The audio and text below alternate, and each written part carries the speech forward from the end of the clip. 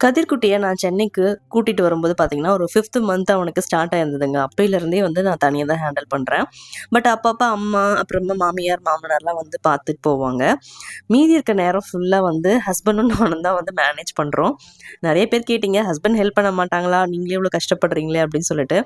Husband help இல்லாம எப்படிங்க? சான்ஸே கிடையாது. அவரு காலையில தூங்கி எழுந்ததுலேருந்து ஆஃபீஸ் போற வரைக்கும் டோட்டலா அவர் தான் பார்த்துக்குவாரு. அதே மாரி ஆஃபீஸ்லேருந்து வந்ததுக்கப்புறம் நைட் அவன் தூங்குற வரைக்கும் அவர் தான் பார்த்துக்குவாரு. அதே மாதிரி அவரோட வீக்கெண்ட் ஹாலிடேஸ் இருக்கும்ல, அப்பயும் வந்து அவர் தான் பார்த்துக்குவாருங்க. இல்லன்னா என்னால தனியா மேனேஜ் பண்ணவே முடியாது.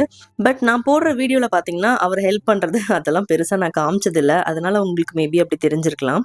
காலையில எங்க வீட்ல ஃபர்ஸ்ட்டு கதிர்குட்டி தாங்க குளிப்பாரு. அதுவுமே உங்க அப்பாவோட டியூட்டி தான். காலையிலே குளிக்க வச்சுருவாரு. அதுக்கப்புறம் அவனுக்கு ட்ரெஸ் போட்டு விடுறது அந்த பார்ட்டெல்லாம் நான் பார்த்துக்குவேன். இப்படி காலையில பரபரப்பா சமையல் ஓடுங்க.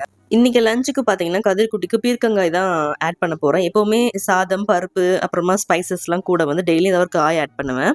அதுல வந்து இன்னைக்கு குட்டி பையனுக்கு வந்து பீர்க்கங்காய் தாங்க. இப்படிதாங்க டே போகுது. Thank you.